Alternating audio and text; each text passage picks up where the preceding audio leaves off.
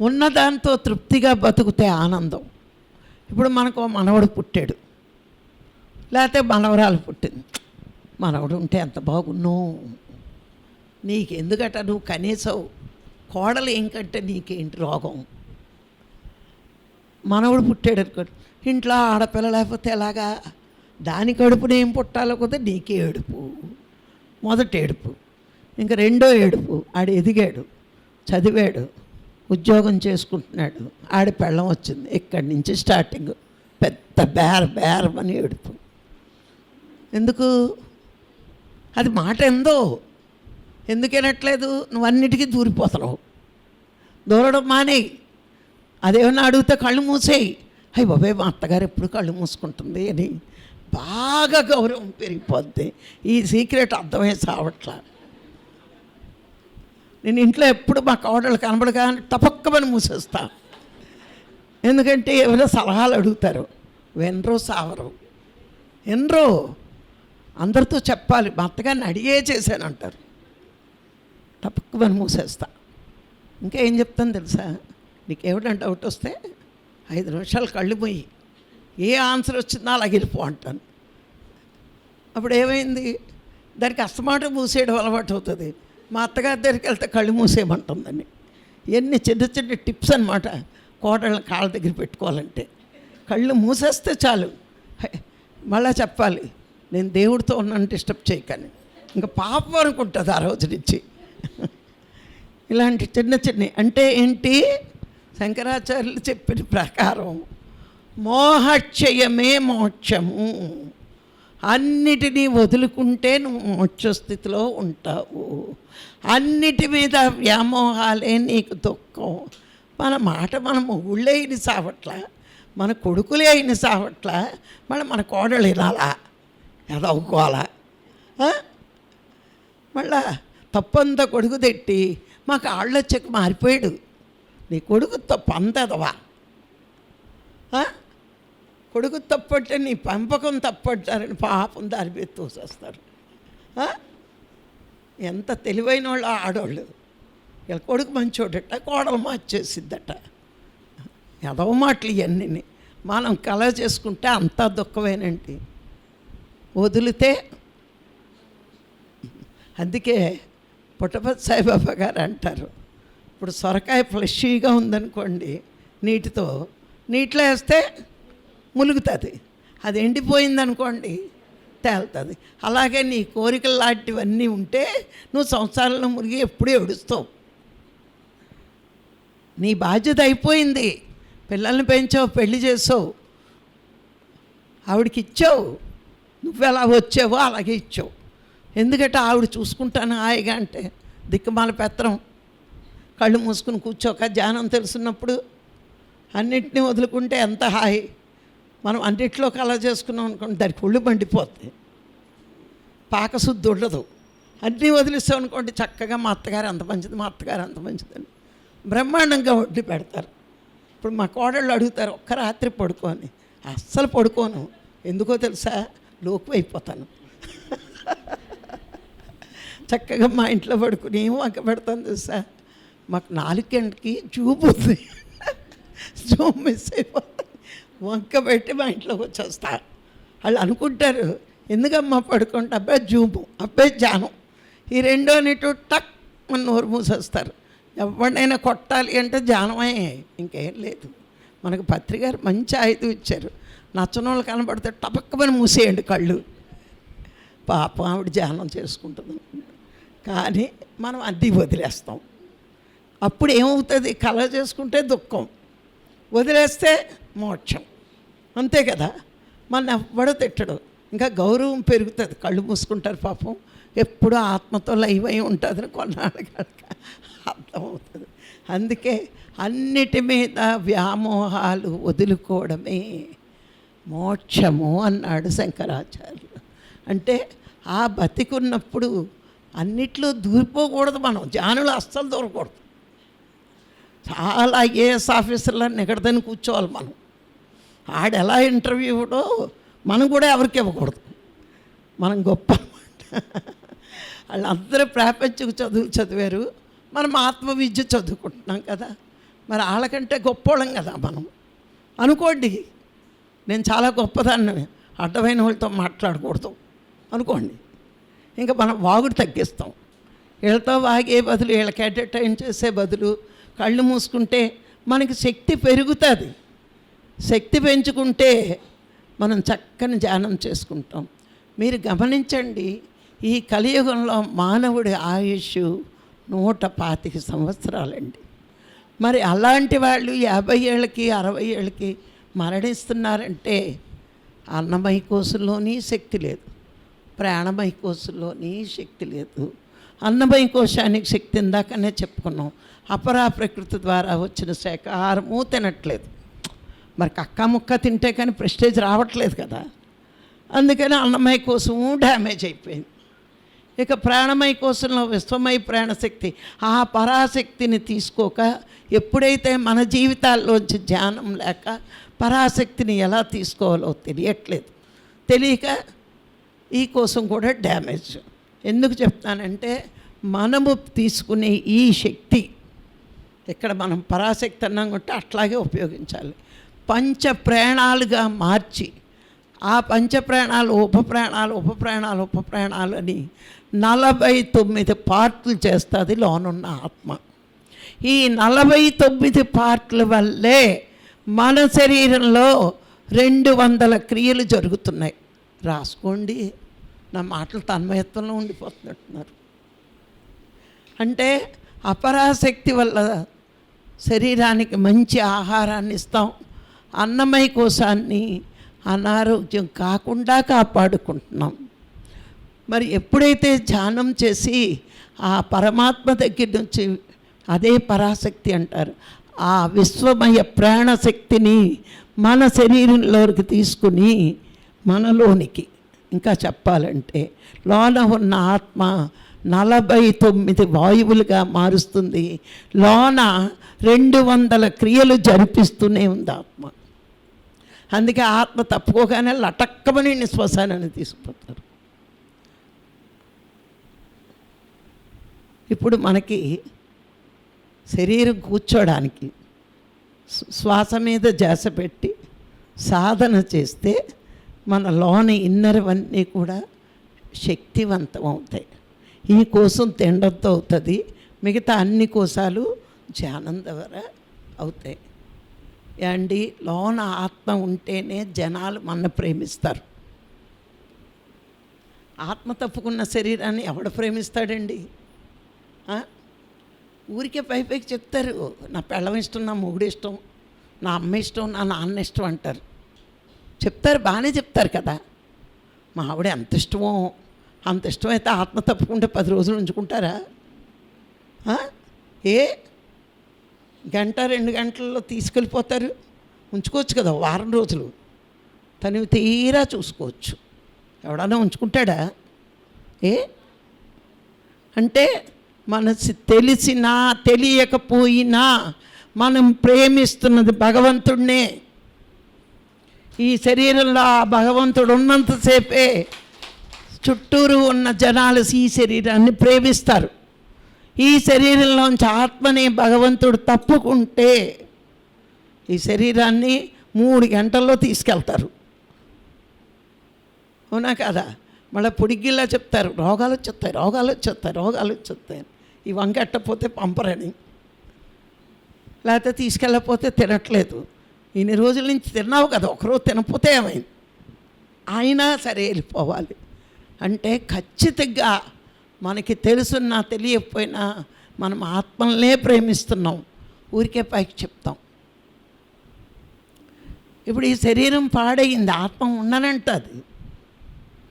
ఈ శరీరాన్ని శుభ్రంగా ఉంచుకోవాలి. మరి యోగులు 100,000 సంవత్సరాలు బతుకుతున్నారంటే ఈ శరీరం విలువ వాటికి తెలుసు. అందులో మాంసారం వేయరు, బుడ్లు పోయిరు. మనం కట్టిన గుళ్ళో ఏం చేస్తున్నామంటే చక్కగా ప్రసాదాలు, పలహారాలు, పళ్ళు. మరి భగవంతుడు కట్టిన ఈ గుడిని మాంసం నివేదన, మద్యం, అభిషేకం. మరి ఆయన చిరాకు రాదా? నేను ఇందులో ఉంటే నా నెత్తి మీద వేస్తున్నారు ఇవన్నీ. ఉంటాడా ఇందులో? మాంసం తిన్నా ఉండడు, మద్యం పోసినా ఉండడు. ఆయన చిరాకెత్తి గురువుల ద్వారా హెచ్చరిస్తాడు. వినకపోతే ఏమవుతుందండి? ఆయనే పోతాడు. ఇల్లు నచ్చపోతే నువ్వు ఉంటావేటి అద్దిళ్ళు? ఒక అద్దింట్లో దిగాం, అన్నీ బాగుంటే ఉంటాం, నచ్చపోతే ఇందులో ఆత్మ అనే భగవంతుడు కూడా ఈ శరీరం ఈ కాన్సెప్ట్ కావాలా, ఆకలి కావాలా? ఆపమంటే ఆపన, అయిపోతే ఆపుతాను. అయిపోయింది. అంటే ఇక్కడ గమనిస్తే మోక్షం ఎట్లా వస్తుందంటే ఈ దేహం నశిస్తుంది కదా, ఆత్మ శాశ్వతం. నేను ఇంకా ఈ దేహంతో సాధన చెయ్యాలి అంటే నా శరీరాన్ని శుద్ధత్వంలో ఉంచుకోవాలి. నేను ధ్యానం ద్వారా విశ్వమయ ప్రాణశక్తిని నాలోకి ఎక్కువ తీసుకోవాలి. నేను నాలో భగవంతుడు నాకు తెలియాలని ధ్యానం చేయాలి, కానీ పక్కవాళ్ళు ప్రేమిస్తారని ధ్యానం కాదు. పక్కవాళ్ళు మనని ఏం చేసి అయిపోయి అన్నీ అయిపోయి. ఏనాడు గురువు మన జీవితంలోకి వచ్చాడు, మన దృష్టి దేహం మీద కాదు, దేహాన్ని సృష్టించిన వాడి మీద ఉంటే మనం మోక్షతత్వంలోకి వెళ్తున్నట్టే. ఇన్ని తెలుసున్నా మహాపురుష దర్శనం, ఇవన్నీ చెప్పగలిగే గురువు రావడం ఎంతో అదృష్టం. మరి ఈ జన్మలో మనం ఎంత అదృష్టమో చూడండి. మానవ జన్మ వచ్చింది, మోక్షం కోసం ప్రయత్నిస్తున్నాం, పత్రిసార్ లాంటి మహాపురుషుడిని దర్శించుకున్నాం. మరి ఈ మూడు పొందిన మనం శంకరాచార్య చెప్పినట్టు అతి గొప్పవాళ్ళం, మామూలు గొప్ప కాదు. మనమే తప్పట్లు కొట్టుకుందాం.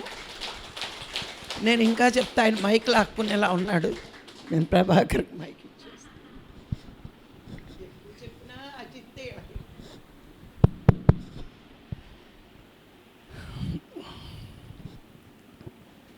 ఇక్కడికి వచ్చేసిన ఆత్మబంధువులకి, మన గురుదేవులు బ్రహ్మర్షి పితామహ పత్రిజీకి, అలాగే రాజ్యలక్ష్మి అమ్మకి నా యొక్క ప్రణామాలు.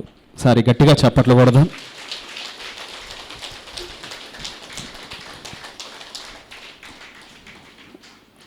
అందరూ ప్రారంభంలో ఈ ధ్యానానికి ఏదో ఒక లాభంతో వస్తారు. చక్కగా ఆరోగ్యమో, సౌఖ్యమో, సంతోషమో ఏదో ఒకటి ప్రతి ఒక్కరికి ఒక కోరికతో వస్తారు. తర్వాత ఇలాంటి మహాగురువులతో సాంగత్యం పొందిన తర్వాత అన్నీ వదులుకుంటారు. ఏమీ ఉండదన్నమాట. ఏది శాశ్వతం కాదు.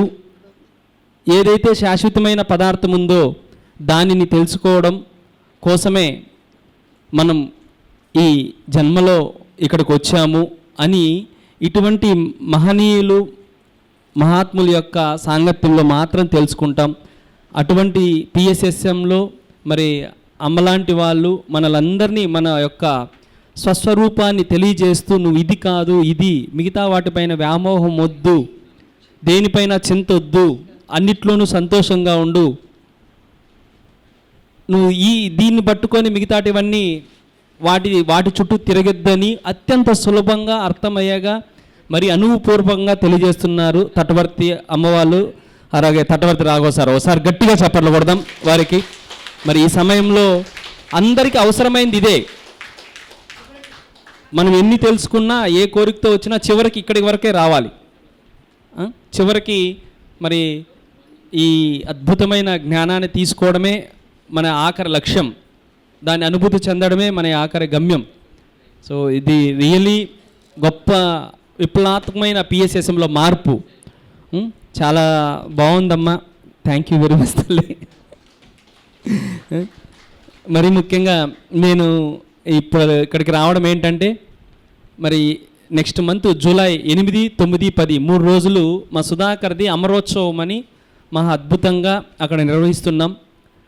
సుధాకర్ 8వ తారీఖు తన బ్రెత్ను వదిలితే 9వ తారీఖు తన శరీరం వస్తే 10వ తారీఖు అక్కడ సిద్ధి చేశాము. 3 రోజుల పాటు చాలా అద్భుతంగా ఆ కార్యక్రమాన్ని నిర్వహిస్తున్నాం. 9వ తారీఖు మెగా శాకాహార ర్యాలీ ఉంది. 8వ తారీఖు మరి ఉదయము సాయంకాలము సామూహిక ధ్యానం ఉంది, సంగీత ధ్యానం. 10వ తారీఖు మా బ్రదర్ యొక్క ధ్యానస్థలి నిర్మిస్తున్నాం. ఎందుకంటే ఆ క్షేత్రానికి అంత స్థాయి రావడానికి మరి అంత కార్యక్రమాలు నిర్వహించడానికి, అన్ని కన్స్ట్రక్షన్ జరగడానికి కారణం మా సుధాకరే. ఆయన యొక్క సంకల్పం వల్ల, ఆయన యొక్క తపన వల్ల ఆ క్షేత్రం అంతలా అక్కడ ఏర్పాటు చేయింది. ఒక గొప్ప సత్యం ఏంటంటే, సుధాకర్ ఉంటేనే పత్రి సార్ వచ్చేవాడు అనమాట అక్కడికి. అంత గొప్ప సాంగత్యం ఉండేది పత్రి సార్కి, సుధాకర్కి. సుధాకరు పత్రి సారు సాంగత్యం పొందిన తర్వాత గత ఒక 10 సంవత్సరాలు సార్తో ఉన్నాము. ఆ 10 సంవత్సరాలు కూడా సుధాకర్ జీతవనంలో ఉంటేనే సార్ వచ్చేవాడు. అలా ఖచ్చితంగా 15 రోజుల ముందే సుధాకర్ శరీరం వదలడం, తర్వాత సుధాకరు ఆ క్షేత్రాన్ని క్షేత్రపాలకుల్లాగా మాకు ఎన్నో ప్రమాణాలు దొరకడం, అక్కడ ఏం కావాలన్నా, ఏ సమయానికి ఏది కావాలన్నా అక్కడ అందిస్తూ మమ్మల్ని ఏమాత్రం ఇబ్బంది లేకుండా ఆ క్షేత్రాన్ని ఎంతో అద్భుతంగా నిర్వహిస్తున్నాడు అనమాట, నడిపిస్తున్నాడు సుధాకర్. ఆ సుధాకర్ యొక్క అమరోత్సవాన్ని 3 రోజులు 8, 9, 10 3 రోజులు నిర్వహిస్తున్నాం. మరీ ముఖ్యంగా 10వ తారీఖు ఈసారి గురు పౌర్ణమి కూడా కలిసి రావడం జరిగింది. సో ఆ 3 రోజులు మీరందరూ తప్పనిసరిగా రావాలని, ఆ కార్యక్రమంలో పాల్గొనాలని నా యొక్క ప్రార్థన. So thank you very much అమ్మ. మరి త్రినేత్ర పిరమిడ్ మాస్టర్స్ అందరికీ, నిర్వాహకులకి, సుబ్రహ్మణ్యం సార్కి, మదనా మేడంకి, పురుషోత్తం సార్కి, ఇక్కడికి వచ్చేసిన మాస్టర్స్ అందరికీ పేరు పేరిన నా యొక్క కృతజ్ఞతలు, నమస్కారాలు. సో మనం ఎప్పుడూ ఇలాంటి కార్యక్రమంలో పాల్గొందాం. మన యొక్క శక్తిని, మన మాస్టర్ల యొక్క సాంగత్యాన్ని తీసుకుందాం. పిఎస్ఎస్ఎం అంటే ఇంతే: సజ్జన సాంగత్యం, ధ్యానం, స్వాధ్యాయం, పిరమిడ్ శక్తి. ఈ 4 పిఎస్ఎస్ఎం సారు 4 స్తంభాలుగా చెప్పాడు. వీటిల్లో ఉన్నంతసేపు మనకి ఎటువంటి ఇబ్బంది ఉండదు. ఇక్కడి నుంచి పక్కకు పోతేనే ఇబ్బంది. ఇది చాలామందికి అనుభవం అవుతుంది. లేదు, మనకు తెలియాలంటే, పూర్తిగా స్థలం తెలియాలంటే లేనప్పుడు తెలుస్తుంది ఈ యొక్క వైబ్రేషన్ కానీ, ఇక్కడున్న మనం ఉన్నప్పుడు కానీ. సో ఎప్పుడు మనం పిరమిడ్ మాస్టర్లు అంటేనే పత్రి సార్కి, ఆయన వారసులం అనొచ్చు, లేదా ఆయన యొక్క ఫాలోవర్స్ అనొచ్చు, ఏదైనా కావచ్చు. కానీ పిఎస్ఎస్ఎం మూమెంట్ అంటేనే ఈ భూమి మండలం పైన అత్యంత అద్భుతమైన మూమెంట్. పిరమిడ్ మాస్టర్లు అంటేనే ఈజ్ ఎ గ్రేట్ మాస్టర్స్ ఈ భూమండలం పైన. ఎందుకంటే ఇంత సులభంగా, ఇంత గొప్పగా, ఇంత సంసారంలోనే ఉంటూ మనం అన్ని పనులు చేసుకుంటూనే ఆత్మజ్ఞానాన్ని తీసుకుంటూ హాయిగా జీవిస్తున్నాం. మరి అటువంటి గొప్ప మాస్టర్స్కి మీరందరికీ నా యొక్క ప్రణామాలు తెలుపుకుంటూ, so thank you very much. నాకు ఈ అవకాశాన్ని ఇచ్చిన ఈ మాస్టర్స్ అందరికీ నా యొక్క ప్రణామాలు, కృతజ్ఞతలు. మరి ఇప్పటివరకు క్లాస్ విన్నారు. మీరు క్లాస్లో విన్నది 1/4 అయితే బుక్కుల నుంచి నేర్చుకునేది 3/4. అందుకే పత్రి సార్ ఎప్పుడూ కూడా స్వాధ్యాయం అనేవారు. నాకు పరిచయం అయిన దగ్గర నుంచి నేను ఎక్కువ స్వాధ్యాయం చేసే, ఈరోజు ఎక్కడికి వెళ్ళినా, ఇక్కడ ఆంధ్రాయే కాదు, 2 తెలుగు రాష్ట్రాలు, మరి కర్ణాటక వెళ్తాను, తమిళనాడు వెళ్తాను, విదేశాలకు కూడా వెళ్ళి చెప్పి వచ్చాను. మలేషియా, సింగపూర్, దుబాయ్ అన్నీ వెళ్ళాను. మరి మనలో ఎంత నాలెడ్జ్ ఉంటే అవతల వాళ్ళు అంత చక్కగా రిసీవ్ చేసుకుంటారు. మరి విన్నాం కదా అంటాం, విన్నది మీరు మర్చిపోవచ్చు. పుస్తకం మీ ఇంట్లో ఉంటే మరి చక్కగా మధ్య మధ్యలో తీసి చదువుతూ ఉంటే ఆత్మ మీద ఆసక్తి, విషయాల మీద విరక్తి వస్తుంది. విరక్తి రాకపోతే ఎప్పుడూ సాధన చేయలేం. ఆత్మ మీద ఎంతగా ఆసక్తి పెరుగుతుందో మన సాధన అంత బాగుంటుంది. మరి ఈరోజు ఇంత ఉత్సాహంగా వచ్చిన మీ అందరికీ, ఈరోజు పుస్తకాలన్నీ కూడా ఏది తీసుకున్నా ఆఫ్ రేట్కే మేము ఇవ్వడం జరుగుతుంది. మరి మీరు భోజనం చేసి వస్తారో, కొంతమంది అటు కొంతమంది ఇటు వెళ్తారో, మీ ఇష్టం. అద్భుతమైన జ్ఞానాన్ని ఇచ్చినటువంటి తటపతి రాజ్యలక్ష్మి మేడం గారికి నిజంగా మధ్యాహ్నం కూడా అందరూ ఉండండి మిత్రుల, అద్భుతమైన జ్ఞానం మరి తీసుకుందాం. ఆకలిగా ఉన్నారు కాబట్టి మనకి మన ప్రభాకర్ సార్ నిన్న ఇన్వైట్ చేశారు. అనౌన్స్ చేయండి సార్, త్రినేత్ర పిరమిడ్లో మన జాతవనంలో అద్భుతమైనటువంటి సుధాకర్ స్మారక భవనం నిర్మిస్తున్నాం. పౌర్ణమి రోజు అద్భుతంగా ఆ రోజే మోల్డింగ్ కుదిరింది. అద్భుతమైనటువంటి శక్తి, మన వాళ్ళకి చెప్పండి అన్నారు. మీరు వస్తే బాగుంటుంది సార్, మీ నోటి ద్వారా వింటే మేము అందరం ఇంకా బాగుంటుంది, మీరు రండి అంటే మాట మన్నించి వచ్చింది సుధాకర్ సార్కి ఒకసారి, ప్రభాకర్ సార్కి థ్యాంక్ యూ సార్. మా అందరి ఆశీస్సులు మాకు ముఖ్యమైనటువంటి కడతాల తర్వాత నెక్స్ట్ ఏదంటే కొట్టాలే మన జేతవనమే. కాబట్టి మనం మర్చిపోలేం, ఇంత దగ్గరలో మనకు అంత గొప్ప ధ్యాన శక్తిని ఇస్తున్నారు. మిత్రులారా, ఇప్పుడు అక్కడ ఎక్కువ మంది గుమికూడడానికి అవకాశం లేదు.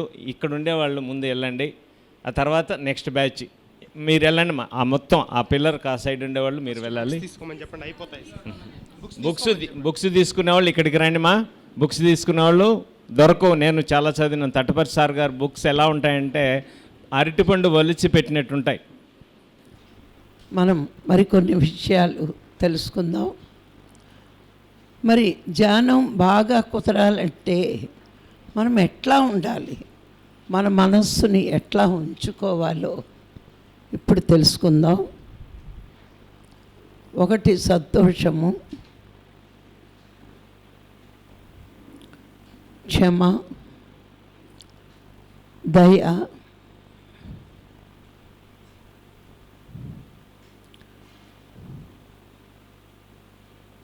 ప్రశాంతత, సత్శీలము.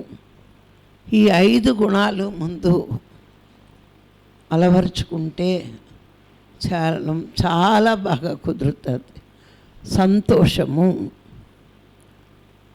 ఎప్పుడు కూడా జీవితంలో ఉన్నదానితో తృప్తి పడినప్పుడు చాలా సంతోషంగా ఉంటాం. మనం ఉన్నదానితో తృప్తి లేనప్పుడే సంతోషంగా ఉండం. గురువుగారు చెప్పారు, నీ వాస్తవానికి నువ్వే సృష్టికర్తవే అని. అంటే వర్తమానంలో మన జన్మ ఇలా ఉండాలి అని నిర్ణయించుకుని వచ్చాం. మన కర్మల ఫలితమే మన జన్మ. మరి ఈ జన్మని మనమే ఎన్నుకుని వచ్చి నా జీవితం నాకు బాగోలేదు అనుకుంటున్నాం. ఎందుకు అనుకుంటున్నామంటే సత్యం తెలియక, వాళ్ళతోటి వీళ్ళతోటి బాహ్య ప్రపంచంలో అందరితోటి పోల్చుకుని నాకు అయి లేవు ఈ లేవు అని మనం ఎప్పుడూ బాధపడుతూ ఉంటాం. అందుకే మలయాళ స్వామి వారు చెప్తారు, ఆధ్యాత్మిక జీవితంలో ఎప్పుడు హ్యాపీగా ఉండాలి అంటే మనకంటే తక్కువ వాళ్ళని చూడాలి, మనకంటే కింది వాళ్ళని చూడాలి. చూసినప్పుడు మన జీవితం చాలా బాగుంటుంది. ఎందుకు అంటే ఆయన చెప్పేవారు, మనకి కారు లేదని బాధపడకు, కాళ్ళు ఉన్నందుకు సంతోషించు. ఎన్ని కార్లున్నా కార్లు లేకపోతే ఆ జీవితం ఎంత దుర్భరంగా ఉంటుంది. అందుకే స్వామి చెప్తూ ఉండేవారు, కారు లేదని బాధపడకు, భగవంతుడు నీకు కాళ్ళు ఇచ్చినందుకు సంతోషించు.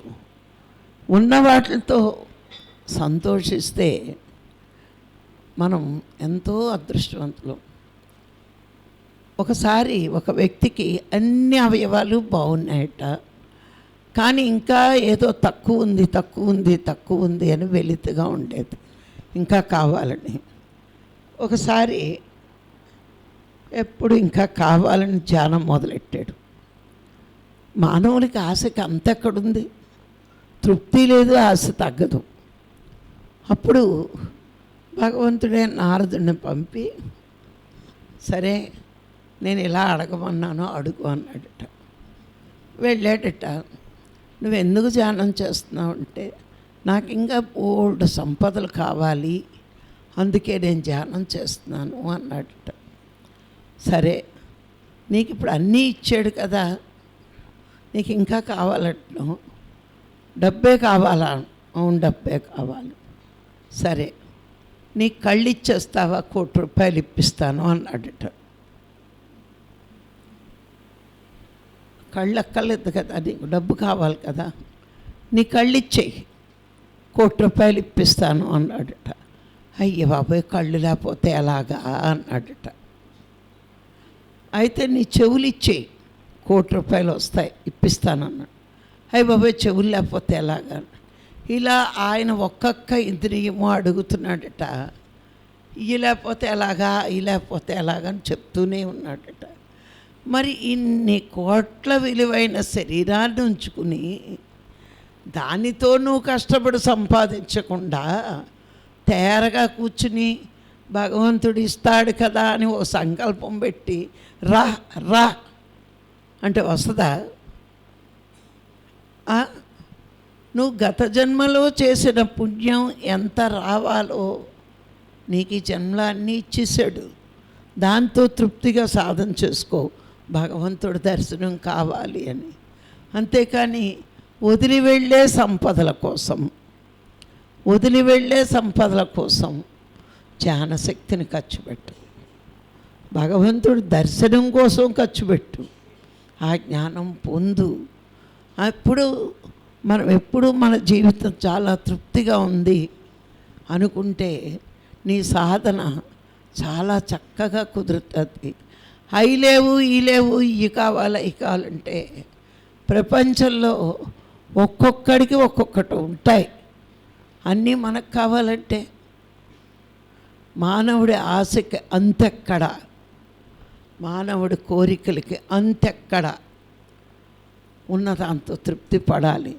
మన జీవితం ఎన్నుకుని వచ్చాక ఈ జీవితంతో తృప్తిగా బతుకుతూ సంతోషంగా అవకాశం వచ్చిందని సాధన చెయ్యగలిగినోడు ఉత్తమ స్థితిలో ఉంటాడు.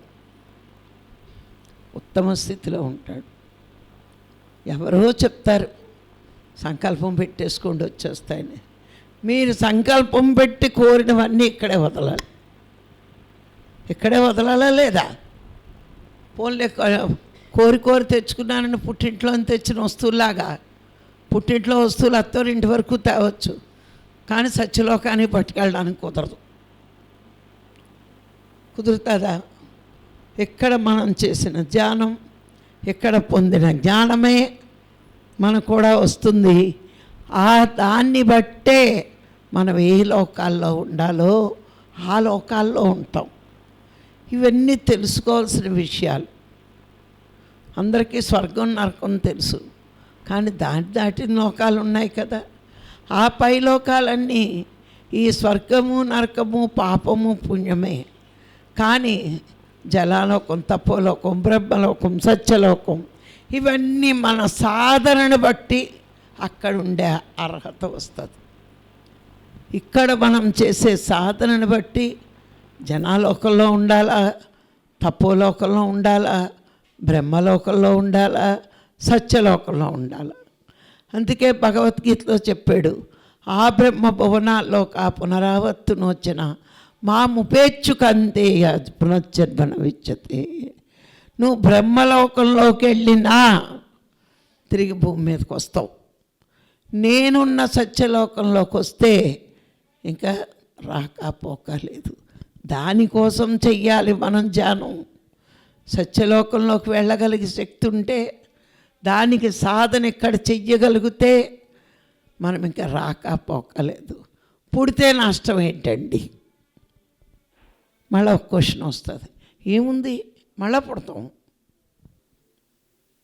పుట్టుక చాలా బాగుంటుంది అనుకుంటున్నారు కదా. గొప్పవాడికైనా బీదవాడికైనా జన్మంటూ ఉంటే పంచ దుఃఖాలు తప్పవట.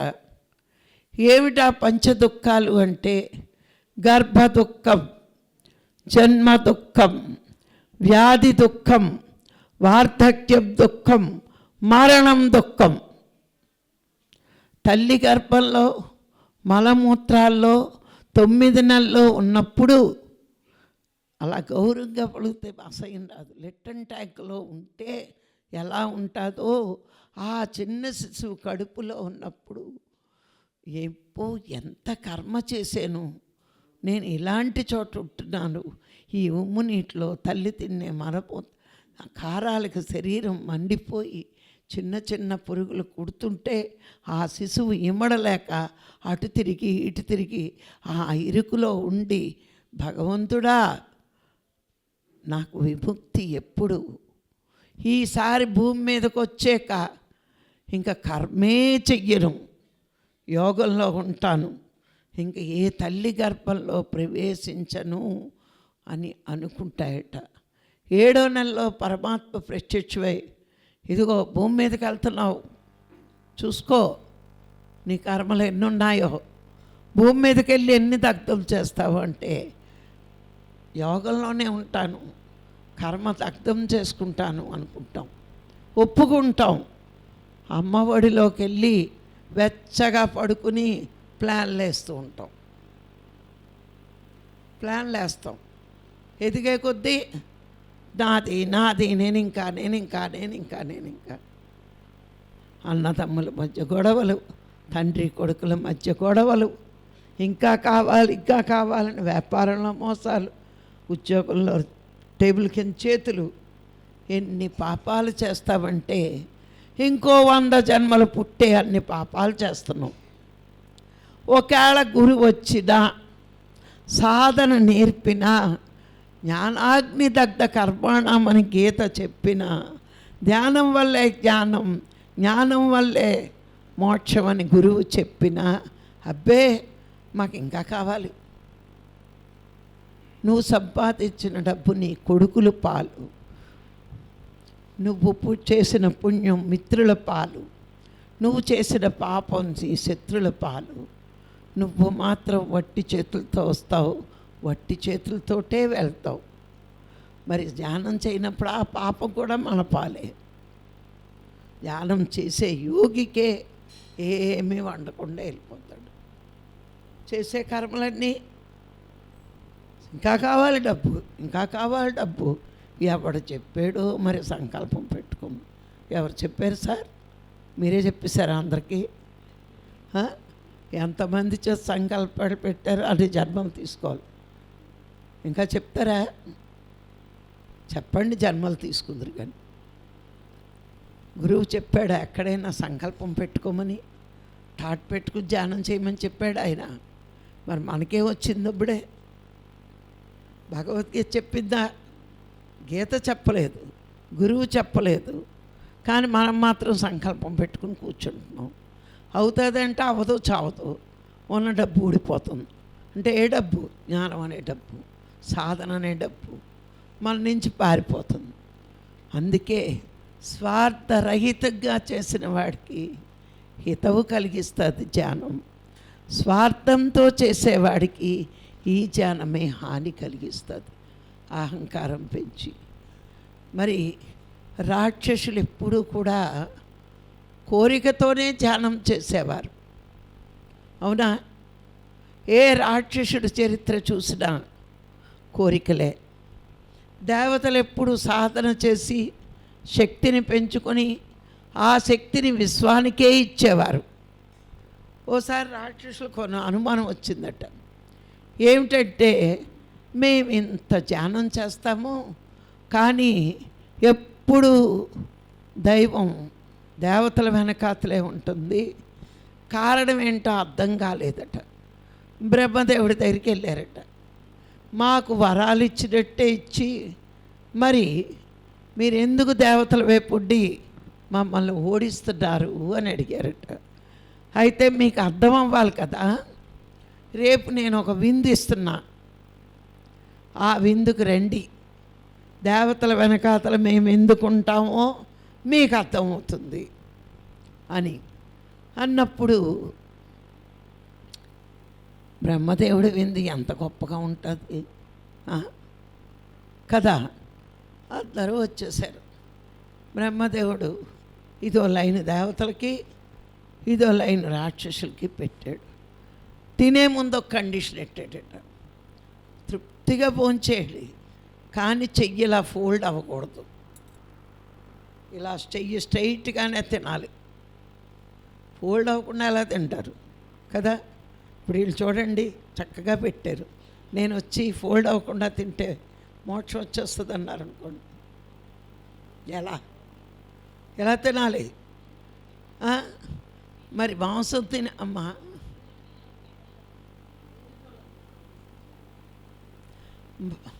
మరి రాక్షసులు మాంసం తింటారు, ఒళ్ళు ఎక్కువ బుర్ర తక్కువ, అందుకని నాకడం మొదలెట్టారట. నాకుతే చక్కగా స్పీడ్గా తినేవచ్చు. వాళ్ళ ఈ కుక్క మూతి ఆవు మూతిలా సూదిగా లేవు కదా, నాకుతున్న కొద్దీ ముక్కులోకి కళ్ళలోకి వెళ్ళిపోతుందట.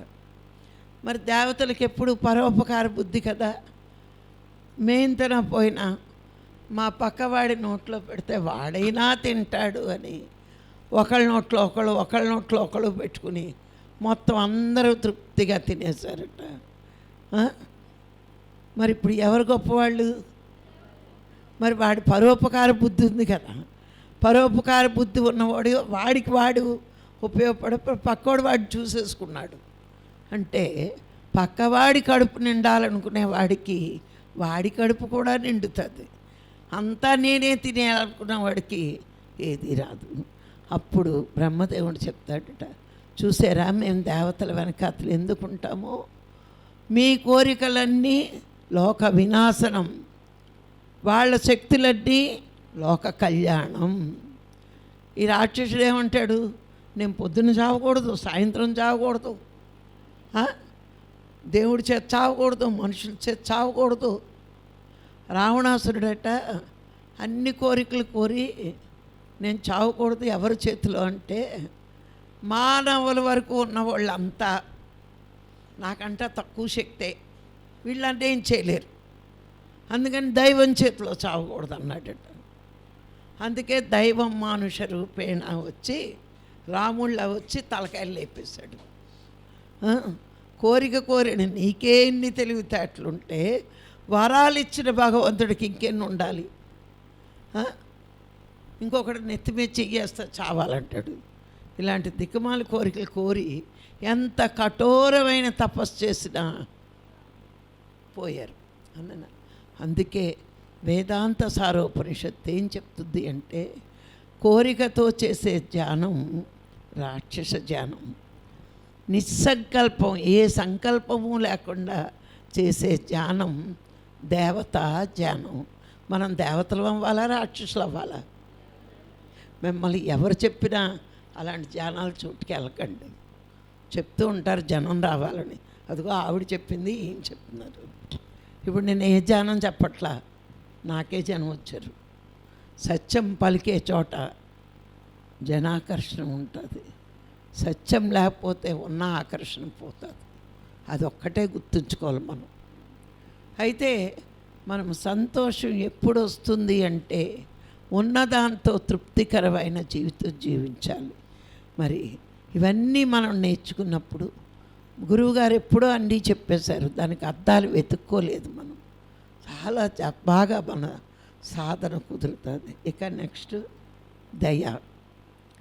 నీ కింది వాళ్ళ మీద నువ్వు దయ చూపిస్తేనే నీ పైవాడు నీ మీద దయ చూపిస్తాడు. నీ కింద జీవుల మీద నువ్వు దయ చూపించకుండా నువ్వు రోజుకో కోడి, రోజుకో మేక, రోజుకో చేప లటక్కమని పట్టేసుకుని అవి నిన్ను చంపవు కదా అని మరి పీకలు కోసేసి చక్కగా రక్తపు కూడి ఎంత తింటే ఏదో ఒక రోజు నాలాగే మన రక్తం మనమే చూసుకోవాలి. మరి 80% ఎందుకు కాలేను? ఈ జన్మలో కోటోళ్ళు ఇంట్లో పుట్టా, ఎన్నో సేవా కార్యక్రమాలు చేశాను, హాస్పిటల్ పెట్టాను, ఫ్రీ ఇన్స్టిట్యూట్ పెట్టాను, గుడి కట్టించాను. ఎన్ని చేసినా ఎందుకు కాలాల్సి వచ్చింది? ఎన్నో జన్మల్లో చేపలు, కోళ్ళు, రొయ్యలు మా కోసం పుట్టాయి, నా కోసం పుట్టాయని లొట్టలు వేసుకుని చంకలు ఎగరేసుకుని తింటే ఈ జన్మలో అన్ని జీవుల రక్తం కళ్ళ చూస్తే 4 నెలలు మంచమే పడుకుని కుయ్యో మొర్రో. మరి ఏడవాలి కదా, కిందోళ్ళు ఏడిపిస్తే. అందుకే నీ కింద జీవుల మీద దయ చూపించు, నీ పైవాడు దయ చూపిస్తాడు. మనకి ఏదైనా రావం వస్తే దేవుడికి దయ లేదంటారు. నీకు దయ లేనప్పుడు నీ మీద ఆయనకి దయ ఎందుకు ఉండాలి?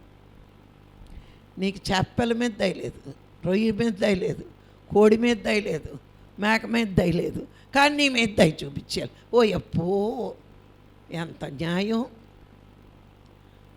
నువ్వు కోడి పేక కట్టుకున్నట్టు నీ పేక ఎవడైనా పట్టుకుని కోస్తే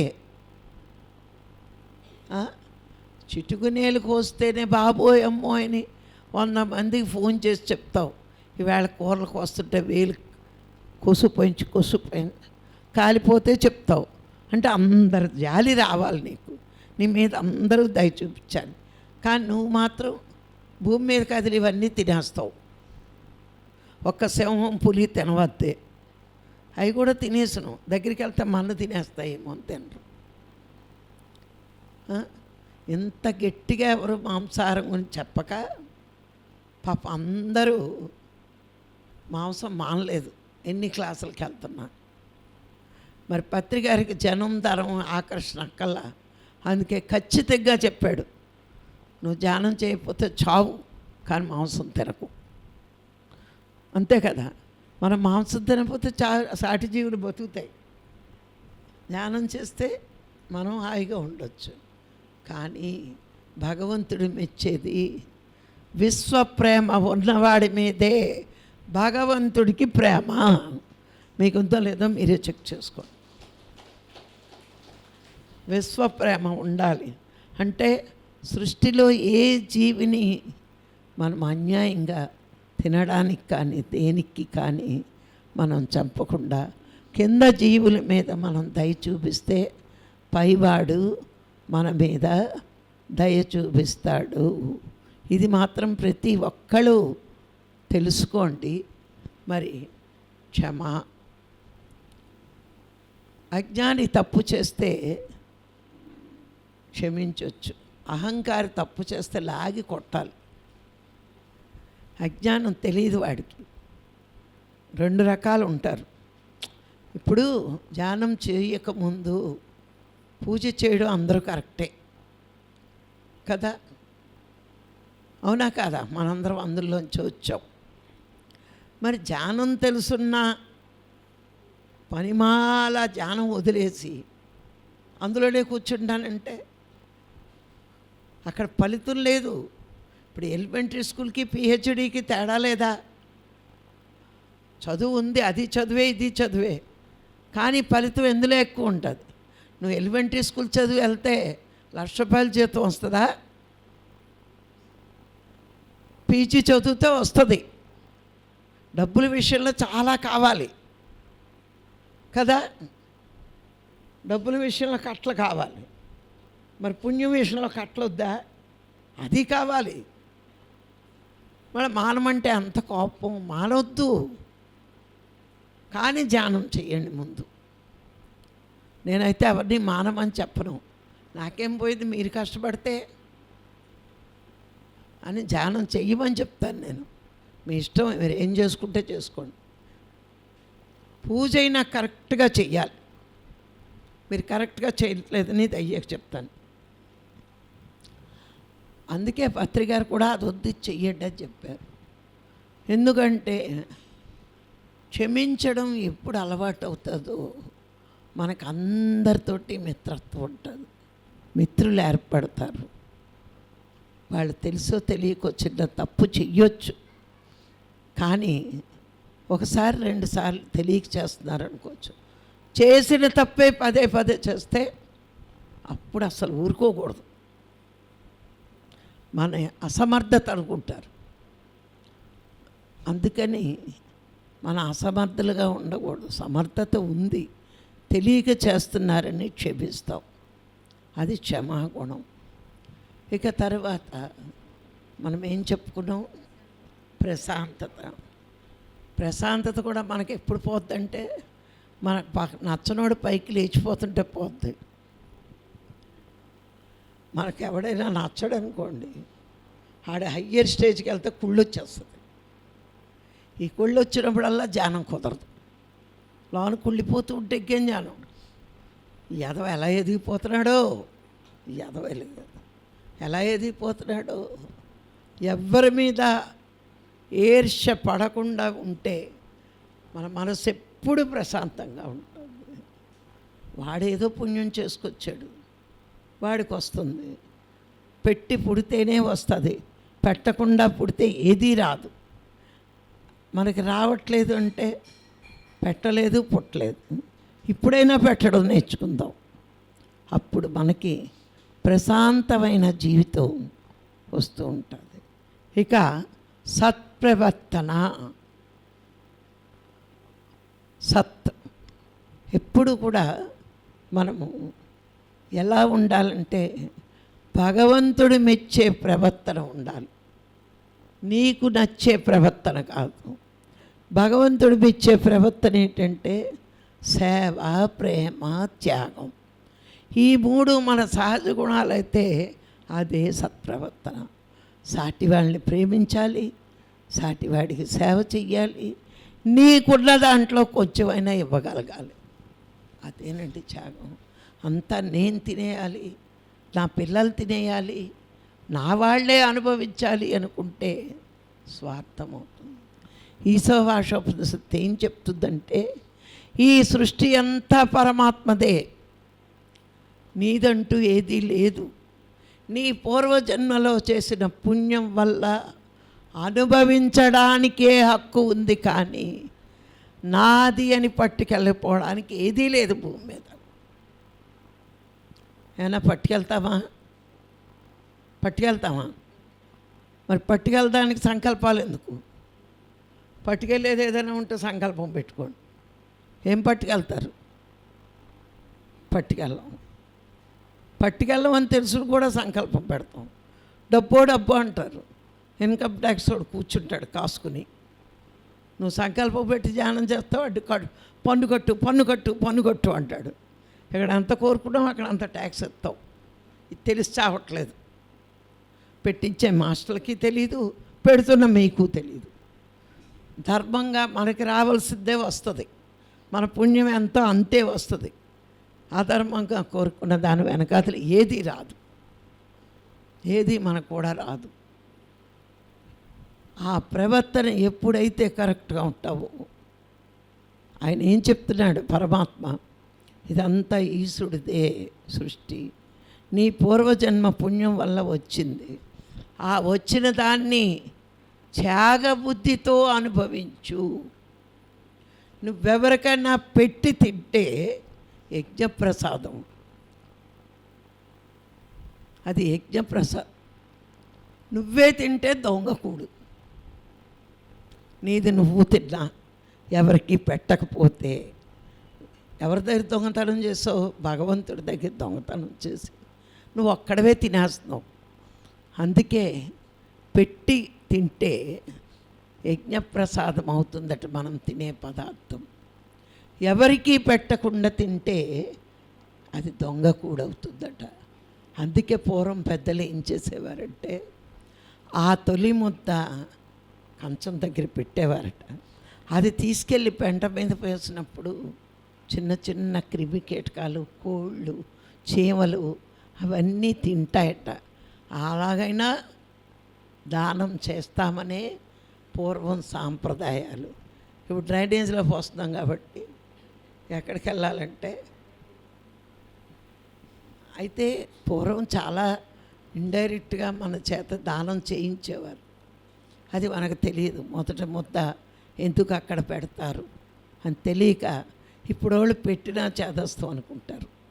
అందుకే ఎవరికి పెట్టకుండా తినకూడదు.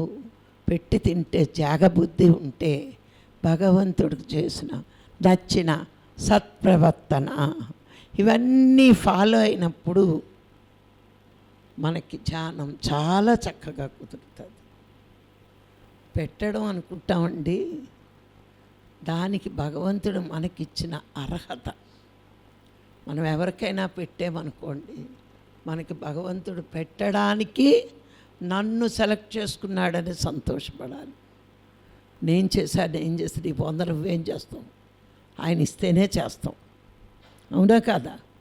అందుకని మనం కాదు గొప్ప, మనకి ఈ పేరు ప్రతిష్టలు తెస్తున్న పరమాత్మకి కృతజ్ఞత చెప్పుకోవాలి. ఈ భూమి మీద నన్ను నువ్వు సెలెక్ట్ చేసుకున్నావు పెట్టడానికి, నాకు ఇంత పేరు ప్రతిష్టలు చెప్పిస్తున్నావు, నేను ఎంత ఆనందకరమైన జీవితం జీవిస్తున్నాను, ఎంత అద్భుతమైన జీవితం జీవిస్తున్నాను అని మనం భగవంతుడికి కృతజ్ఞత చెప్పుకోవాలి. అందుకే మన కింద వాళ్ళు ఒక గొప్పవాడు ఎవరైనా అయ్యాడు అనుకోండి, అందరికీ నిద్ర వస్తుందా? నేను పడుకోబెడదాం గంట అనుకున్నాను, ఈయనే లేపండి అన్నాడు. నేను గంట జానం అన్నాను, చక్కగా పడుకుంటారని. గంట అయ్యాక లేపుదాం అనుకున్నా, ఇప్పుడే పడుకుంటున్నారు.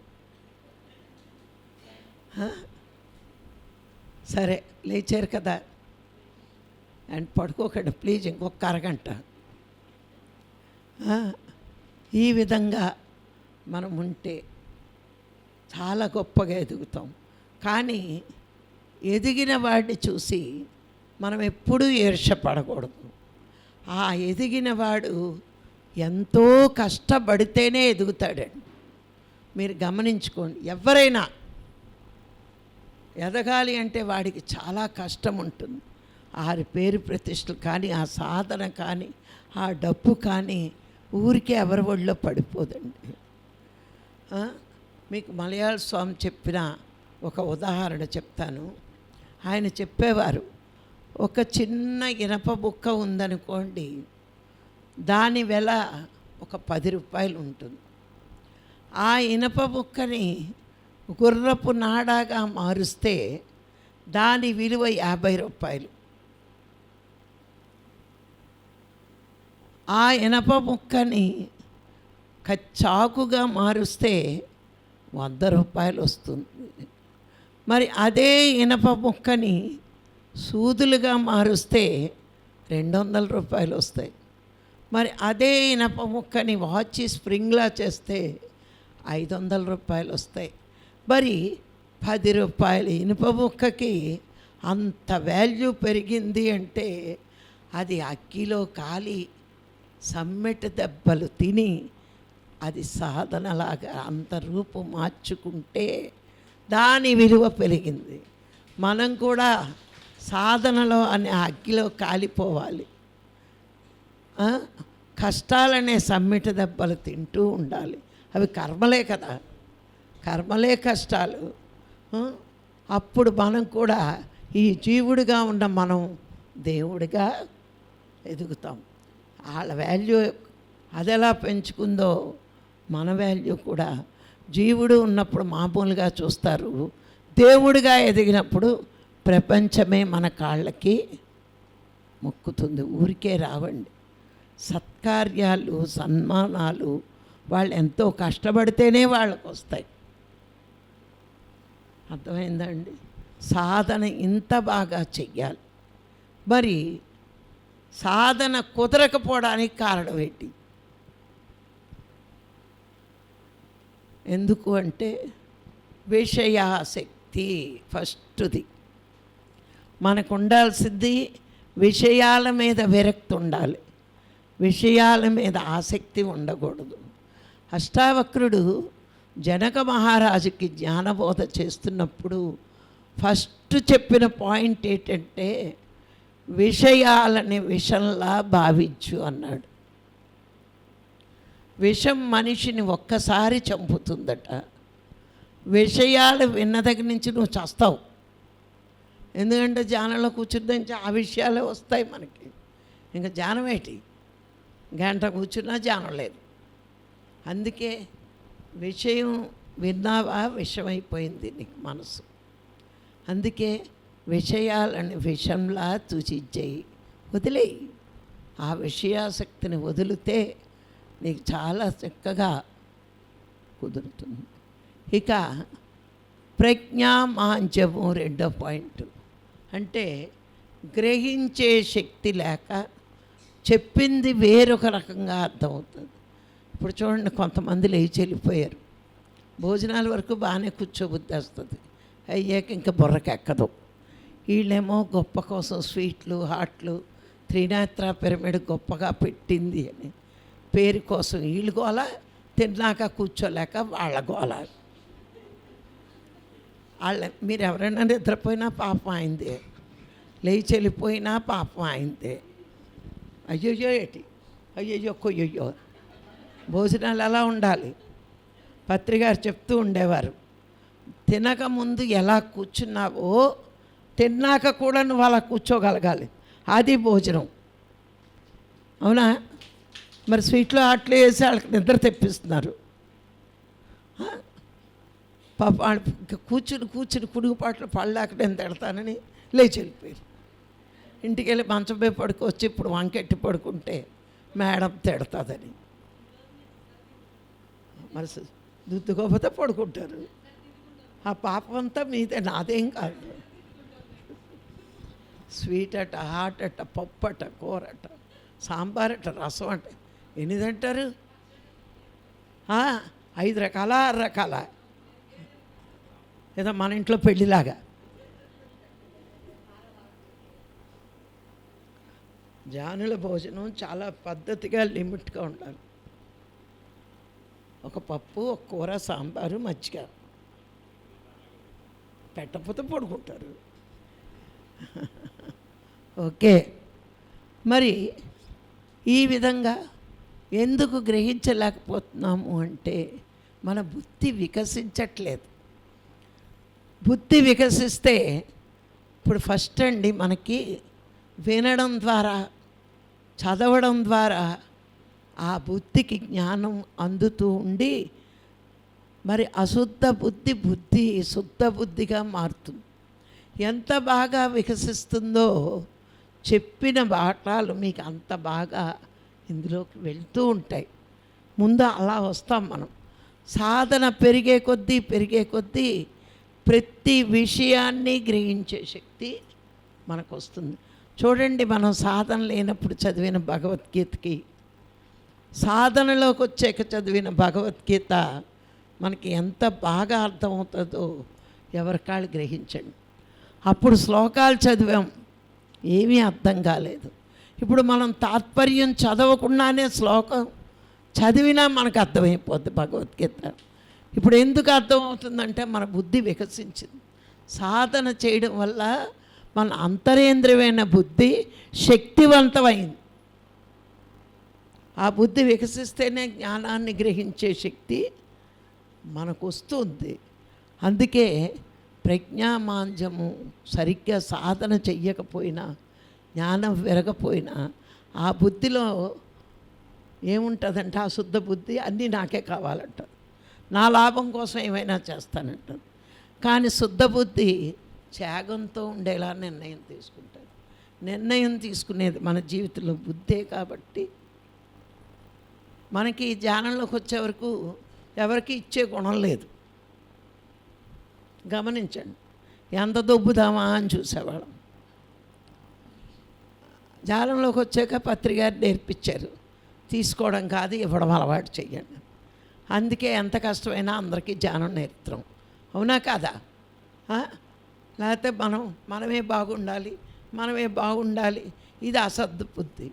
అందరూ బాగుండాలి, అందరిలో నేను ఉండాలి, ఇది శుద్ధ బుద్ధి, ఇది త్యాగ బుద్ధి.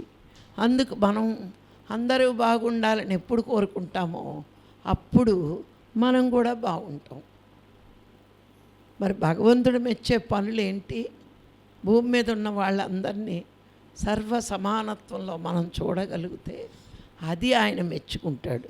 ఆ భూమి మీద మన ప్రవర్తన సరిగ్గా ఉండాలి. ఇక తర్వాత పాయింట్, కుతర్కము. ఎవ్వరితోటి వాదించకండి.